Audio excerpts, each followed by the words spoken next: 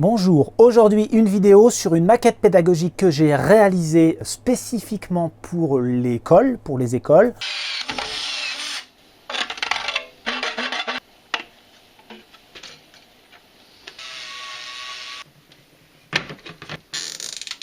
C'est la maîtresse l'ancienne maîtresse de ma fille qui m'a demandé, qui avait été intéressée lorsque je suis intervenu dans l'école l'année dernière pour exposer les énergies renouvelables, éoliennes, panneaux solaires et tout un tas d'autres choses. Vous pouvez d'abord retrouver cette vidéo sur apprendre l'électricité. C'est une vidéo que vous avez dans la playlist de ma chaîne qui explique pas mal de choses, du magnétisme, tout un tas de petites choses sympathiques pour apprendre l'électricité. Si vous ne l'avez pas déjà vue, allez la voir, c'est pas mal. Aujourd'hui, on va voir la maquette que j'ai réalisée pour cette école.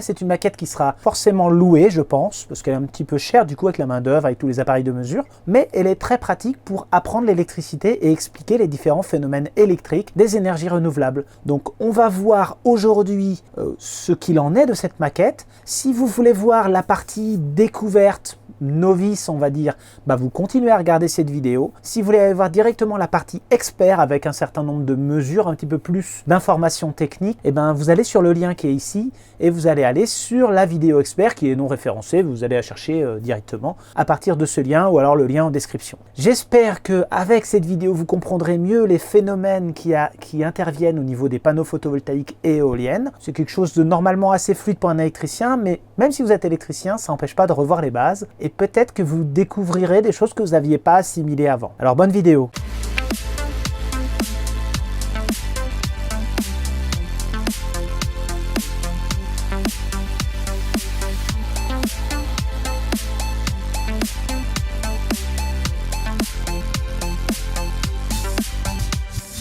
Donc le kit se compose d'un boîtier avec tous les éléments de mesure et sa génératrice, un panneau solaire et une lampe 12 volts. Je vais mettre tout à l'heure le panneau solaire sur la galerie du camion. Alors l'état initial de la maquette, c'est les 3 fils débranchés. Voilà. Dans un premier temps, on constate qu'il n'y a pas, les aiguilles sont toutes à 0. Le 0 là, il est au milieu. Il peut aller dans les deux sens l'aiguille. On va brancher le panneau solaire qui est ici. Je le mets sur la galerie, je le branche derrière, voilà. Je remarque que la tension du panneau solaire est montée à presque 22 volts. Donc ça, c'est la tension à vide du panneau, il ne se passe rien, d'accord? Le premier test consiste à mettre un court-circuit. Donc je mets le panneau solaire en court-circuit, hop, ma tension est descendue à 0 volts, mon courant est monté à 0,1, 0,12 ampères. Donc ça, c'est le courant que produit le panneau. Mais la tension est à 0, donc il n'y a pas de puissance. Ça permet de tester le court-circuit et de voir qu'il y a de l'énergie. D'accord ? Je mets mon panneau en mode production. Voilà. Je vois que ma lampe est allumée, mais je la cache avec un petit carton, ça m'éblouit. Et le ventilateur tourne. Alors, voilà, il tourne. La tension qui est sur ce voltmètre est la même qu'ici, quasiment. Dans un premier temps, on va considérer que c'est la même, c'est parce qu'ils sont reliés.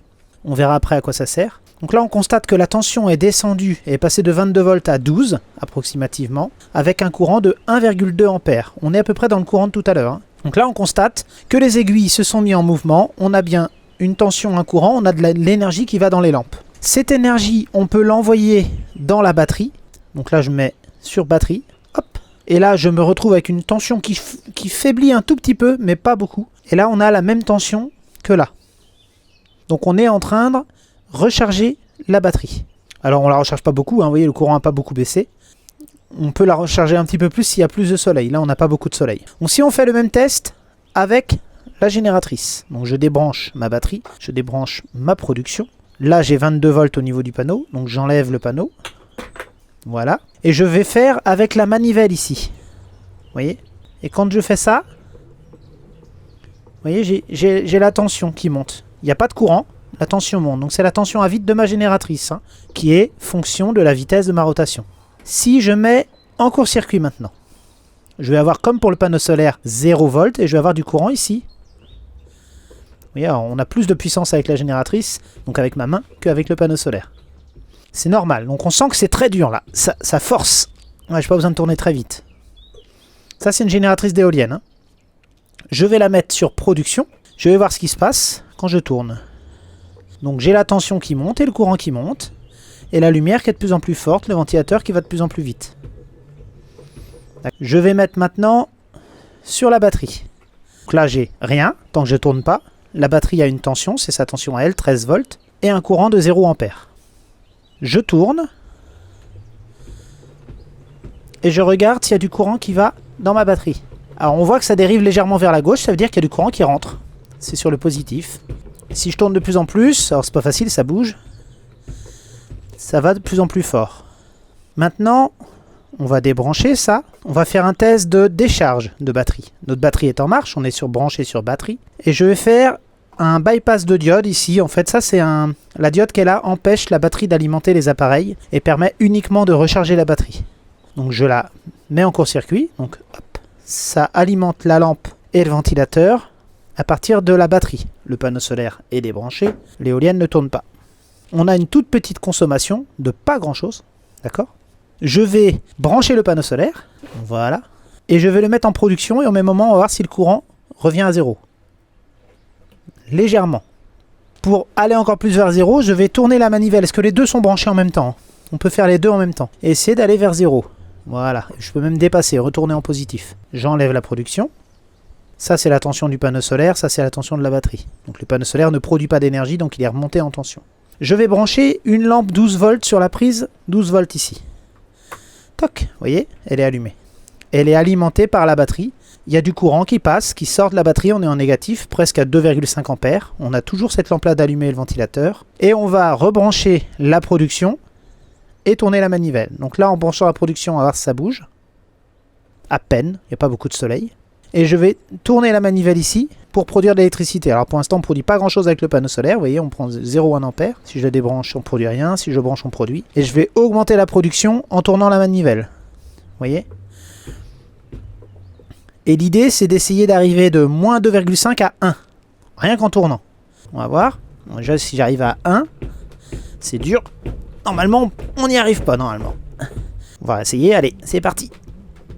Donc j'essaie de compenser la consommation, mais j'y arrive pas. Normalement, pendant qu'on tourne la manivelle, on débranche la lampe. Là, je vais pas y arriver, j'ai qu'une main. Et on tourne la manivelle. Et normalement, on constate qu'on arrive à inverser le courant et qu'on a une charge qui est bien différente sur la manivelle. Qu'est-ce que ça veut dire? C'est qu'en faisant ça, en alliant la charge-décharge, le panneau solaire et puis la lampe, on peut sentir dans la main une variation de puissance. Et ce qu'on arrive à faire là, c'est qu'on ressent les flux d'énergie qui vont et qui viennent, ce qu'on produit, ce qui n'est plus consommé, ce qui est consommé. Donc avec la manivelle et avec les appareils de mesure, on voit le chemin de l'énergie. Et alors en ce sens, on a visualisé la transformation de l'énergie, donc énergie mécanique, énergie lumineuse du panneau solaire, énergie chimique, et à nouveau, on a eu la transformation en électricité, en énergie lumineuse, en force mécanique, la rotation, et en chaleur, parce que la lampe est chaude.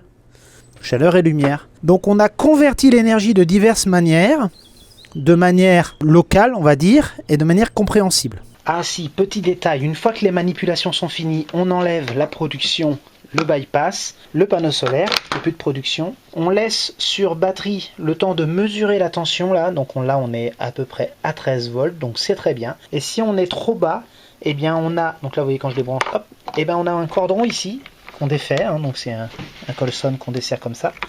C'est un petit chargeur qui est à l'intérieur, on branche sur le secteur ou sur le 230 volts, et ça va recharger la batterie interne. Ça permet de stocker le produit en bon état. Éviter de se retrouver avec une batterie qui est morte au bout de 6 mois. Pour des raisons pédagogiques, j'ai fait exprès d'avoir les fils apparents ici pour montrer qu'il y a 2 fils avec le panneau solaire. Là aussi, j'ai même hésité à ne pas mettre de câble tout court. Ici, on voit les 3 fils de l'éolienne. Bon, ces 3 fils bleus, c'était comme ça pour l'éolienne. Pour qu'on voit bien qu'il y a 3 fils. Alors, normalement, on voit par transparence le pont de diode ici. J'ai des fils comme ça, normalement on ne peut pas aller brancher autre part, on est obligé de brancher dans les bornes en face. Et même si on se trompe, ça n'a pas d'incidence parce qu'en fait tous les moins sont ensemble à l'intérieur et il n'y a que les plus, là c'est pour ça qu'ils sont rouges. On ne peut pas inverser les polarités. J'ai choisi de prendre des boîtiers transparents parce que c'est ce que j'avais en stock, puis c'est très bien, on voit bien ce qu'il y a dedans. C'est du boîtier de récup, hein, c'est pour ça qu'il c'est un peu abîmé, mais bon, ça permet de montrer aussi qu'on peut faire des choses avec des choses de plutôt rustique. La prise, c'est une prise de gyrophare de tracteur. Il y a 2 bornes. Pour être sûr que personne, qu'on se trompe pas, qu'on branche pas n'importe quoi dessus. Pour l'éolienne, bah, j'ai juste mis une petite barre avec une vis, ça suffit. Et puis j'ai mis une petite étiquette dessus.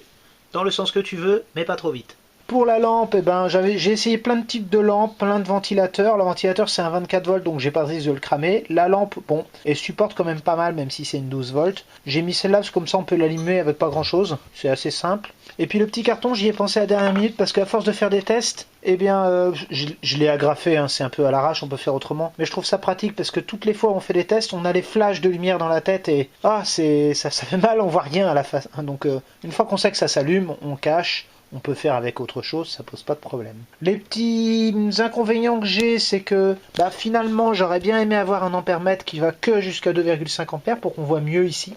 J'ai pas fait de poignée, j'ai mis ça sur une planche, j'ai mis les étiquettes un peu partout. Normalement c'est suffisant. Les condensateurs, on les voit ici. Ils sont là, les 2 condensateurs. Pour ça c'est transparent, c'est bien, on voit ce qu'il y a dedans. Et normalement c'est étudié pour que les tensions ne sont pas dangereuses. On peut pas s'électrocuter, on peut pas créer de problème. Même si on démonte et qu'on change des fils, normalement on n'a pas de gros problèmes. Tout ce qui peut arriver, c'est d'éclater la lampe, de se couper avec la lampe, de se couper avec le panneau solaire, de se couper avec le petit aluminium, là bon faut y aller quand même. De se coincer le doigt là, mais bon 0,72 watts, ça va aller. La batterie elle-même, si on la met en court-circuit ou qu'on la décharge, qu'on la surcharge, on peut casser du matériel, ça peut se défaire, même s'il faut y aller pour le défaire, mais bon. Et puis sinon, dans les petites précautions, bon, quand on voit qu'il y a eu une erreur de mesure, on peut corriger. Il y a une petite vis là qui permet de corriger le 0. Là, qui permet de vérifier que le 0 est bien au 0. Bon, ça reste rudimentaire. Hein. Voilà pour cette explication, j'espère que j'ai rien oublié. On n'est pas à l'abri d'un petit oubli. Si vous avez des commentaires, mettez-les en bas. Des fois, j'ai peut-être donné le mauvais vocabulaire ou autre, ça peut arriver dans l'empressement. Si vous avez des questions, si vous voulez plus de détails, si vous voulez voir la maquette, si vous n'êtes pas loin de chez moi, ou pourquoi pas, si vous en voulez une, vous aussi, hein, elle coûte à peu près 500-600 €, c'est dans ces taux-là. Et puis, sinon, revisionnez la vidéo autant de fois que vous voulez. Allez voir la vidéo expert en description si vous voulez en savoir plus sur le fonctionnement. Et puis sinon, je vous dis à bientôt. Au revoir.